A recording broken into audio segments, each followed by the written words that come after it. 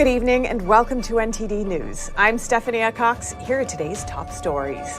The latest updates on the attack on Nancy Pelosi's husband, what the police tell us, and how lawmakers are responding. As the midterms are quickly approaching, President Biden and Vice President Harris are showing their support for a certain Democratic candidate. And a key race for governor is much closer than expected. A Twitter Content Moderation Council with diverse viewpoints. The latest on Elon Musk's plans after clinching the deal to buy the company last night. And the Florida Board of Medicine bans puberty blockers for minors. This after board members heard testimony from detransitioners.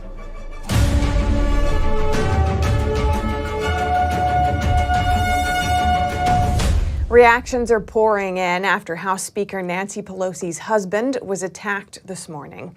NTD's Iris Tao has more on the latest developments. More details are emerging after House Speaker Nancy Pelosi's husband, Paul Pelosi, was attacked at the couple's San Francisco home early Friday morning.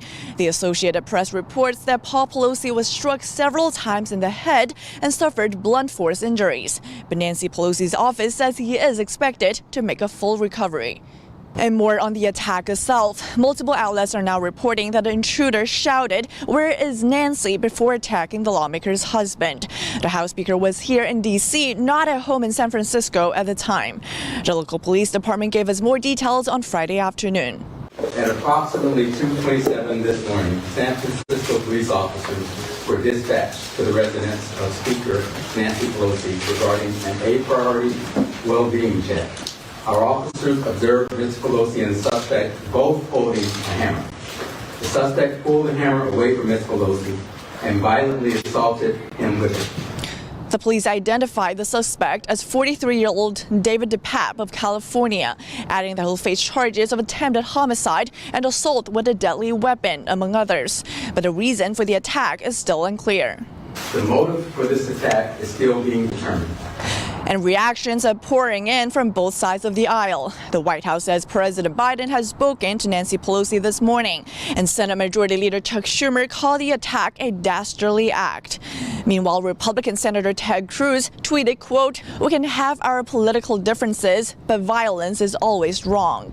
And Steve Scalise, the House Republican whip who was himself shot in 2017 at a congressional baseball practice, has also joined in condemning the attack, saying violence has no place in this country. And now Capitol Police are considering stepping up protection of lawmakers following the latest attack. Reporting in Washington, D.C., Iris Tao, NTD News. Midterms are quickly approaching, and it looks like what many thought was a tight race in Georgia may not really be that close after all. NTD's Jason Perry brings us an update on the midterms. A recent Monmouth poll shows the Georgia Senate race between incumbent Senator Raphael Warnock and Republican candidate Herschel Walker is a close one. But according to Senate Majority Leader Chuck Schumer, that might not be the case. On Thursday, Schumer was overheard on a hot mic telling President Biden that Georgia's Senate race was, quote, "going downhill for Democrats," adding that it was hard to believe that Georgia voters would go for Herschel Walker. Meanwhile, former President Barack Obama will be in Atlanta on Friday to rally for Warnock. A new poll by Real Clear Politics says the race for New York governor is a toss-up. Republican candidate Lee Zeldin may be in an uphill battle in the blue state against incumbent Democratic Governor Kathy Hochul, as seen in this recently tweeted video. It shows a woman in what appears to be an official uniform, pulling the Republican candidate's campaign signs out of the ground. NTD has not independently verified the video. The city is corrupt. And in Arizona, less than 2 weeks before the election, Fox 10 displayed a controversial graphic during its newscast.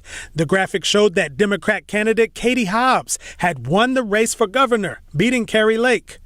Fox 10 acknowledged it had aired the graphic, blaming it on a test gone wrong. A Fox 10 Insider Advantage poll shows Lake over Hobbs by 11 percentage points. And in Nevada, after approval from the state's Supreme Court, dozens of volunteers began hand-counting mail-in ballots. Now that same court has ruled the process illegal, and counting votes by hand in Nevada has been paused. Also in Nevada, Republican Senate candidate Adam Laxalt was recently endorsed by former Democrat Tulsi Gabbard. This comes as 14 members of Laxalt's family have reportedly endorsed his Democratic opponent, incumbent Senator Catherine Cortez Masto. Candidates for the Alaskan Senate just finished up with a debate on Thursday. Republican candidate Kelly Tshibaka, who is endorsed by former President Donald Trump, said her opponent, Republican Senator Lisa Murkowski, cannot accomplish in the next 6 years what she hasn't been able to accomplish in the last 21 years. While Murkowski, who has held the Alaskan Senate seat since 2002, said the race is about, quote, who can best deliver for Alaska. The last frontier will be using ranked choice voting for their election. And in Pennsylvania, after what some are calling a rocky debate for Democratic Lieutenant Governor John Fetterman, Dr. Mehmet Oz is now leading by 3 percentage points, according to an Insider Advantage poll. Biden and Vice President Harris, who rarely make an appearance together, will both be in the important swing state of Pennsylvania to campaign for Fetterman. Jason Perry, NTD News. And it's a new era in the Twitter sphere. Elon Musk officially took the helm last night, and changes are already afoot. Elon Musk announcing in a tweet Friday afternoon, Twitter will have a content moderation council made up of members with widely diverse viewpoints, and will have to wait till the council convenes before any major changes to content or accounts are made. The billionaire entrepreneur completed his $44 billion acquisition of Twitter late Thursday. His first move was reportedly dismissing the company's top leadership, which he accused of misleading him over the number of spam accounts on the platform. There are reports that the CEO, the CFO, and the policy chief have all departed, according to CNBC, The Washington Times, and The New York Times. The deal close puts an end to what had turned out to be a protracted legal battle between the two sides. Musk tweeting, "The bird is freed," and later, "Let the good times roll." The self-described free speech absolutist had long criticized the platform for censoring viewpoints, saying in April it has potential to be a platform for free speech, but needs to be transformed into a private company first. And on Thursday, writing, "It is important to the future of civilization to have a common digital town square where a wide range of beliefs can be debated." The acquisition stirring speculation about the potential return of censored accounts if bans are lifted, including that of former President Trump, who wrote on Truth Social Friday, "I am very happy that Twitter is now in sane hands." He did not indicate whether he would return if given the opportunity, though he has previously said he'd prefer to stay on Truth Social, which is his own platform. And mixed responses around the globe about the takeover. Indian politician Rahul Gandhi writing, "I hope Twitter will no longer stifle the opposition's voice in India."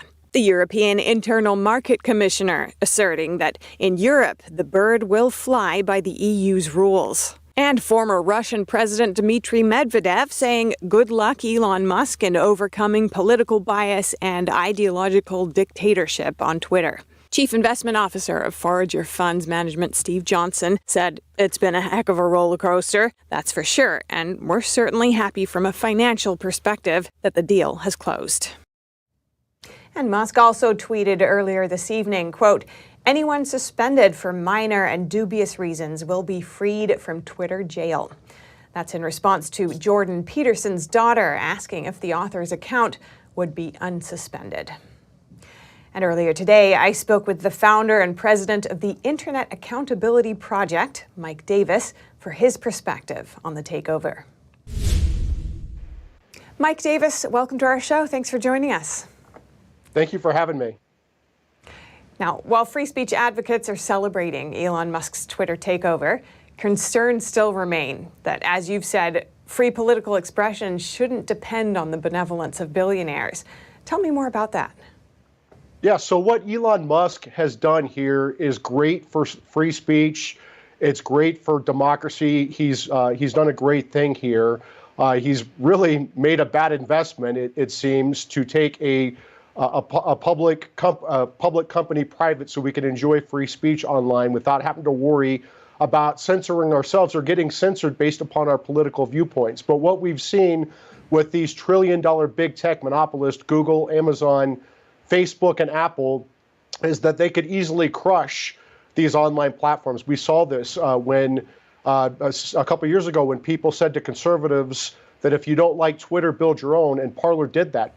Parler quickly got a $1.3 billion valuation, and it was starting to see an exodus of conservatives to Parler from Twitter. And so what happened? We saw Facebook blame Parler for organizing the January 6th riots, even though they were organized on Facebook. Google and Apple kicked Parler out of the App Store duopoly, and then Amazon kicked Parler off the internet and quickly crushed Parler. Now, Musk wants to transform Twitter, not just into the global digital town square, but an everything app, something like China's Wechat, but for the world. Are we wading into dangerous territory here with centralization and overdrive, do you think? Well, I think that's been the problem with big tech or any concentration of power, whether it's with the government or it's with private companies. Concentrations of power are dangerous, and they are dangerous to our liberties. They're dangerous to our livelihoods. And big tech proved that over the last 3 years, how they are demonetizing, debanking, kicking people off the online town square. How they make their money, how big tech makes its money is they sell us to advertisers. We are the commodity. They are surveillance companies that surveil everything they can find out about us, our searches, our movements, our likes and dislikes, and then they sell us to advertisers. It is a very lucrative online world, and big tech has the power to cancel people from that world, and that cannot keep happening. And some Twitter users are alleging now that Musk has access to evidence of political crimes with this takeover. What do you think he could learn about Twitter's censorship, and do you expect that he'll make that information public? Well, Jen Psaki very proudly proclaimed when she was the White House press secretary that the Biden White House, including Tony Fauci, is colluding with big tech to censor, silence, and deplatform those who dared to question the science, those who dared, doctors and scientists and policymakers who dared to question Tony Fauci during COVID. All these people ended up being correct, but Twitter censored these people on behalf of the Biden administration, and that is a First Amendment violation. When you are working with the federal government, when you're working with the White House and the Biden administration to kick people off of platforms based upon their viewpoints, that is clear, very clear censorship and political discrimination, and that could be criminal. You're saying legislative action is still needed to secure internet freedom. What would that look like in your view? Well, absolutely, it needs to happen. We've had the Sherman Act and the Clayton Act on our books for a century. These are conservative law enforcement measures. They're the opposite of regulation. You are targeting the tumors on the free market. And in order to have a free market, you have to have a functioning market. And when monopolists are using their market power to crush competition, you no longer have a functioning market. You no longer have a free market. And that's where these antitrust laws come in. We need to update these antitrust laws so we can target big tech and we can break up their monopoly power. And there are bills, bipartisan bills, working their way through the House and Senate right now with Congressman Ken Buck, the conservative all-star House member from Colorado, to Senator Chuck Grassley, a conservative populist from Iowa, my former boss. And they are working on bipartisan bills to break up big tech's control, their grip over online information and commerce.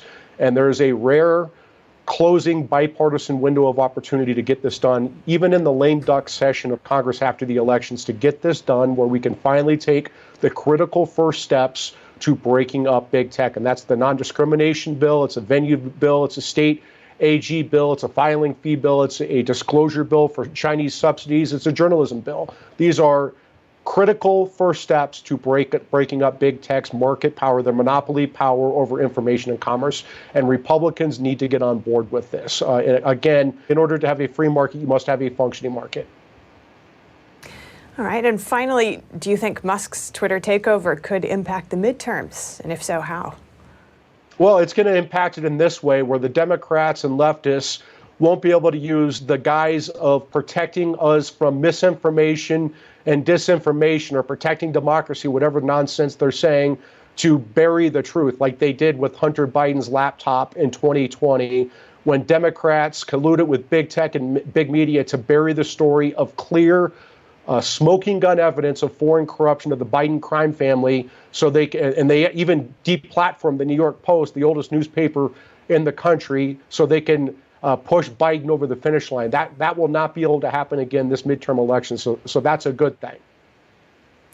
Mike Davis, founder and president of the Internet Accountability Project. Thank you so much. Thank you for having me. Minors in the state of Florida will no longer be allowed to take puberty blockers. Several people who used to identify as transgender spoke before the Florida Board of Medicine today. According to the Daily Mail, one woman who used testosterone when she identified as a man testified at the hearing. She said she was later diagnosed with PTSD, and she also attempted suicide. After hearing the detransitioners' experiences, the board voted to ban puberty blockers for children under 18.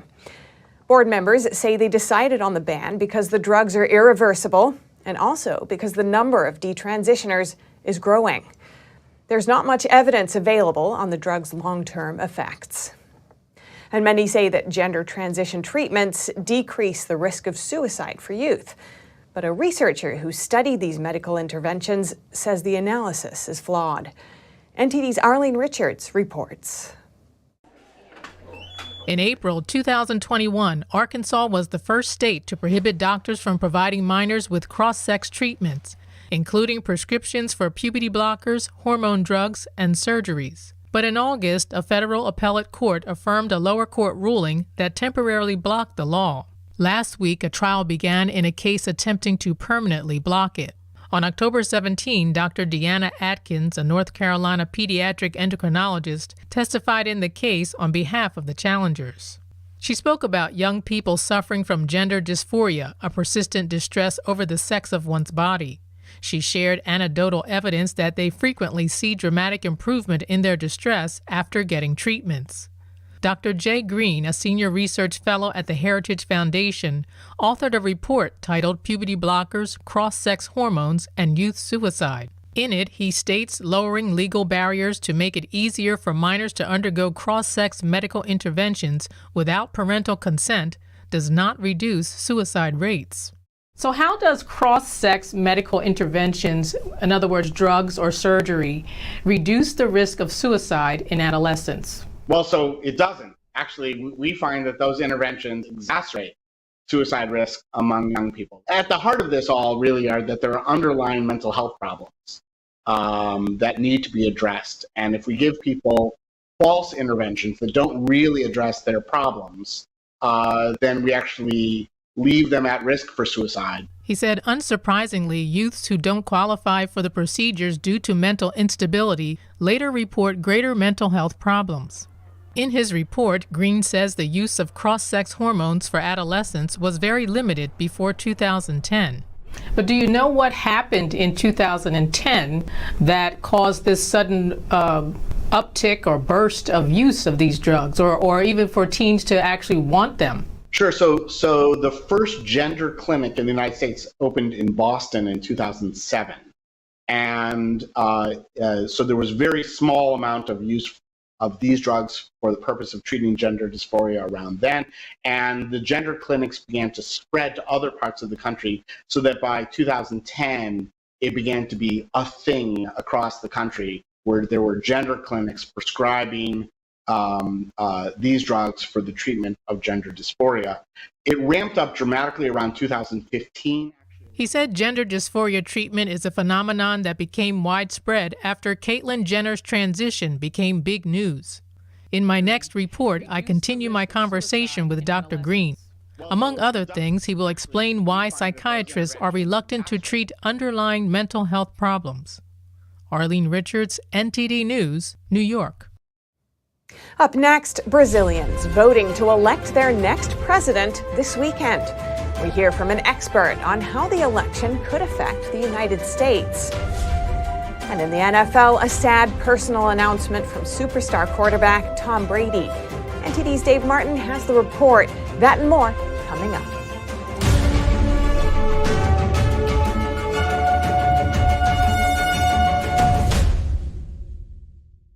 Hello, I'm Mike Lindell, and my employees and I want to thank each and every one of you for your continued support. With everything going on right now, your rest is so important. That's why we're having the biggest MyPillow sale ever. Not only are my bed pillows as low as $19.98, but you can get the best body pillows ever. Regular $89.98, now only $29.98. Take your rest on the go with our Roll and Go Anywhere MyPillows for only $14.98. And we have our new couch and accent pillows. They aren't just for looks. They have MyPillow's patented adjustable fill that gives you that amazing MyPillow comfort. In this economy, you get the best gifts ever for the best prices ever. So go to mypillow.com or call the number on your screen. Use your promo code and you get deep discounts on body, couch, bolster pillows, and so much more, including my original bed pillows for as low as $19.98. Please order now while quantities last.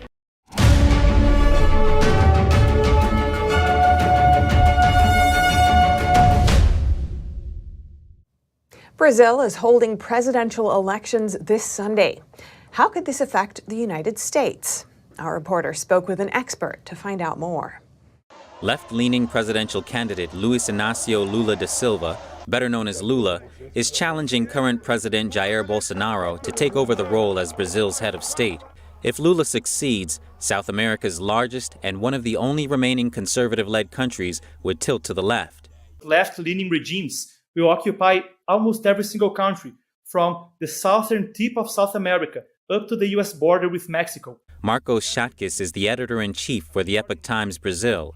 He says socialist and communist movements in the whole region could be significantly strengthened if Lula wins, because he'll fund them as he did in the past. So can you imagine the power these regimes would have to wage unconventional warfare against the U.S. should Lula da Silva get elected? Schatkis says back in the 50s, communist countries China and Russia started the practice of using drugs to infiltrate and destroy Western countries. He says this practice is being continued to this day. Almost every country, especially Cuba in Latin America, plays a key role in getting that strategy moving forward. Brazil has traditionally been a powerhouse in exporting drugs. It has ports and it has routes that have been used to get drugs to the US, to get drugs to Europe, and even to get migrants to the US border. So with Lula in power, we have a government that is traditionally aligned to all the regimes that have been making that happen. Somebody who was personal friends with Fidel Castro. There's also the issue of rare earth minerals, which are used to make a variety of things, from fighter jets to microchips. Brazil has around 17% of the world's rare earth minerals. Russia has 18%, and China has 44%. Schatkis says Lula would bring Brazil closer to China, which will negatively affect the U.S. So, the U.S. would have less access in the long run to strategic resources, and the rare earth minerals are just one example. Supporters of Lula say Lula has been president of Brazil already, around 15 years ago, and they say the country didn't go down this path. Reporting by Arian Pastar, NTD News. And now over to sports news. Here's NTD's Dave Martin with today's top stories. Former high school football coach Joe Kennedy, that's the one who lost his job for praying at midfield after games back in 2015, will be reinstated on or before March 15, 2023, according to court documents filed this week. Kennedy, who took his case all the way to the Supreme Court where he won this past summer, is planning to move back to Washington State later this year to return to his part-time job. It's big news. We were super excited for Coach Kennedy. You know, when people go and work for a public employer, they don't lose their right to pray. Jake Warner, who's senior counsel at Alliance Defending Freedom, told me the Supreme Court was very clear in their ruling that Coach Kennedy didn't force anyone, particularly the students, to join with him. And the Supreme Court said that high school students would know that the school is not endorsing Coach Kennedy's prayer just because they allowed him to go have this private moment after the football games, especially when other students and staff could be calling in a restaurant order or checking email or doing all kinds of other things. Warner said that legally the case hinged on the misuse of the Establishment Clause of the First Amendment that prohibits the government from establishing a religion. There's no officially sponsored religion in America. So what that clause prevents is the government from coercing people to exercise faith in ways that they disagree with. But here, the school district was using the Establishment Clause as a reason to discriminate against people of faith, here particularly Coach Kennedy.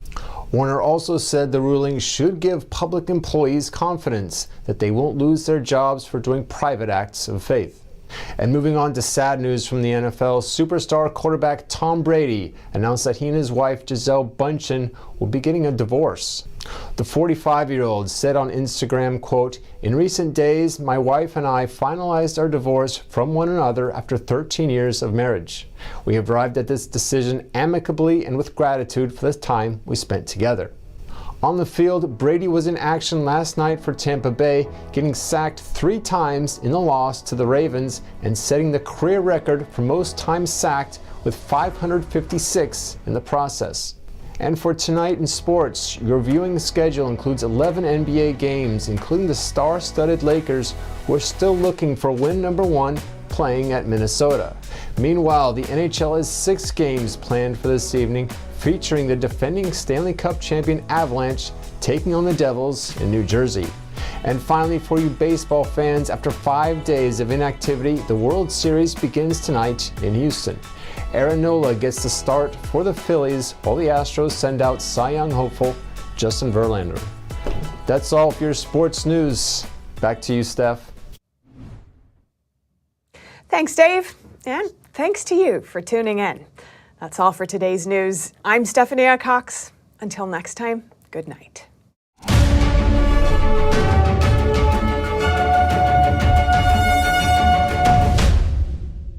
Thanks for watching us on YouTube. Did you know YouTube only keeps selective videos on its platform? So if you want to make sure you get the full picture, just subscribe to our newsletter. Go to newsletter.ntd.com and sign up. It's free.